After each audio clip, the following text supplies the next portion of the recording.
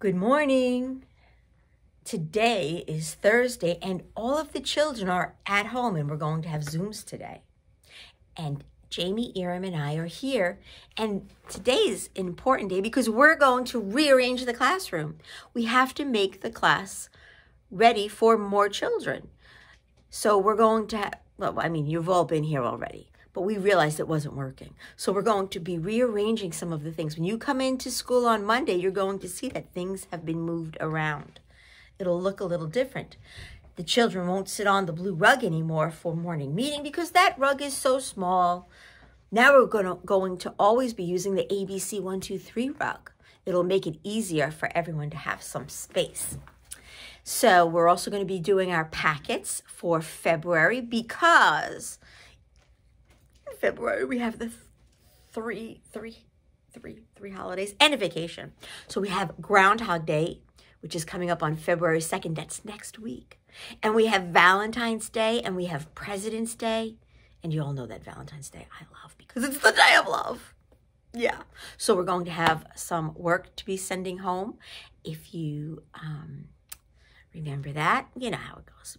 Put it in, do it, send me back, or take a picture and post it on Portfolio. Yeah. So right now I have a great story. I decided we've had a lot of nonfiction books. It's a good day for a fiction book. This story is called A Pocket Full of Kisses, and you might recognize these raccoons because we've read a story that's done by the author, Audrey Penn. We did The Kissing Hand, and the illustrations are done by Barbara Leonard Gibson. So settle on in. Here we go. A Pocket Full of Kisses. Oh, tonight, if you look outside, do you know what you're going to see? You're going to see a full moon if the night is clear. So take a peek. Look at that. Look at those cute little raccoons. They're playing on a branch of a tree. Chester Raccoon sat in the hollow of a tree stump and pouted. "Please, can we give him back?" he asked his mother. "I'll be really, really, really good if we give him back." Mrs. Raccoon smiled tenderly. "You're already really, really good, Chester, but I'm afraid to tell you that no matter how good you are, we can't give him back. I thought you liked your little brother." Uh-oh, he's got a baby brother. Here's Chester and Mama. I don't think Chester's happy having him around. Well, I did like it at first, admitted Chester, but now he plays with my toys, he swings on my swings, he reads my books, then he pulls my tail, talks to my friends, and follows me everywhere I go. Mrs. Raccoon lifted Chester onto her lap and smoothed out his worried, furry forehead. That's this part over here. She smoothed it out. "That's what little brothers do," she explained in a very motherly tone. "It's no different than sharing the woods or sharing the stream or sharing the food we find. Ronnie wants to be just like you." Mrs. Raccoon placed Chester on the ground and smiled at him with the soft, loving eyes he knew so well. "I think someone needs a kissing hand," she said, in a voice that was warm and inviting. She took Chester's hand in her own and spread open his tiny fingers into a fan. Leaning over, she kissed him right in the middle of his palm. Chester felt the warmth of that kiss rush from his hand, up his arm and into his heart. And then when he pressed his hand to his cheek, he could hear his mother's word in his head. Do you remember what he would be hearing? Do you remember? "Mommy loves you. Mommy loves you. Mommy loves you." Chester grinned so wide, the tips of his silky black mask crinkled upward. Even his cheeks flushed to a primrose pink. He was the happiest raccoon in the forest. Do you know what a grin is? Can you show me a grin? Is it this?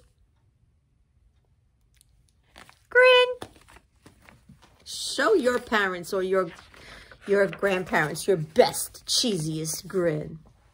Then in the blink of a moment, all the joy went out of the little raccoon. His pink cheeks paled and a stream of tiny hot tears fell like spring rain down his sad little face. Even his silky black mask drooped as he watched his mother reach down, take Ronnie's hand in her own, open his tiny fingers into a fan, and kiss his brother right in the middle of his palm. A kissing hand for the baby brother. Oh, no! That was my kissing hand, Chester gasped in the saddest voice his mother had ever heard. Why did you give Ronnie my kissing hand? Don't you love me anymore?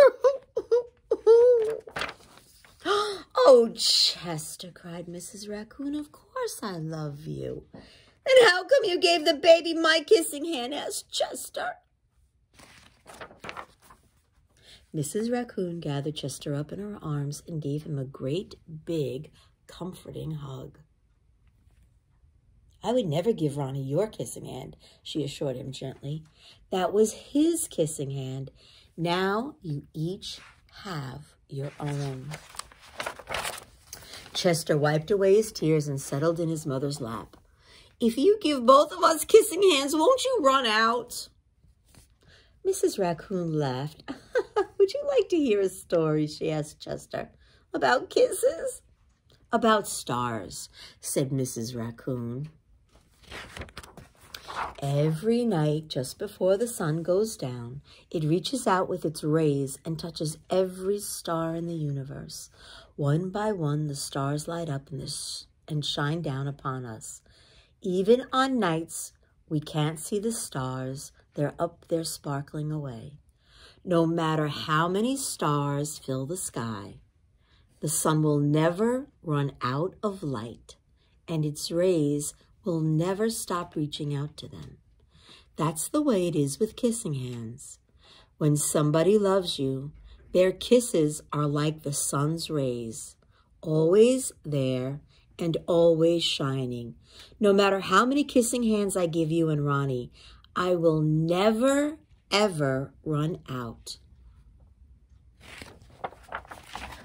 But you are right about one thing, Mrs. Raccoon told Chester. Ronnie's big brother widened his eyes and looked surprised. What's that? He asked his mother. You are the big brother, and that deserves something special. Mrs. Raccoon put Ronnie on a swing, then took Chester's right hand in hers and spread open his tiny fingers into a fan. Leaning over, she kissed him right in the middle of his palm. That kiss is for your pocket, she told him. Take good care of it and keep it as a spare.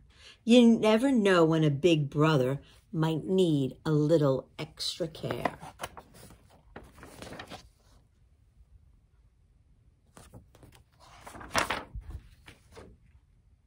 The end. Did you hear that? Even when there's other people that your mommy might love, there's always going to be more love for you.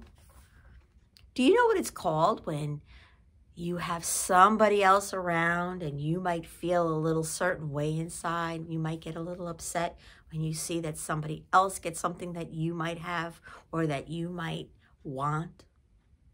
That's called jealousy. Yeah, jealousy is a hard emotion to feel. It's when you feel like you're not getting enough of something and somebody else is getting it and you want it. It's like if you know a friend who got a really great toy and you really want that great toy and you want it so bad, you might even take it. Yeah, you might. That's because you feel jealous. Jealousy isn't a good feeling. But we all feel jealous sometimes and we learn how to work through it. So I hope you liked our story. What was your favorite part? Can you draw me a picture of what your favorite part of Audrey Penn's A Pocket Full of Kisses was?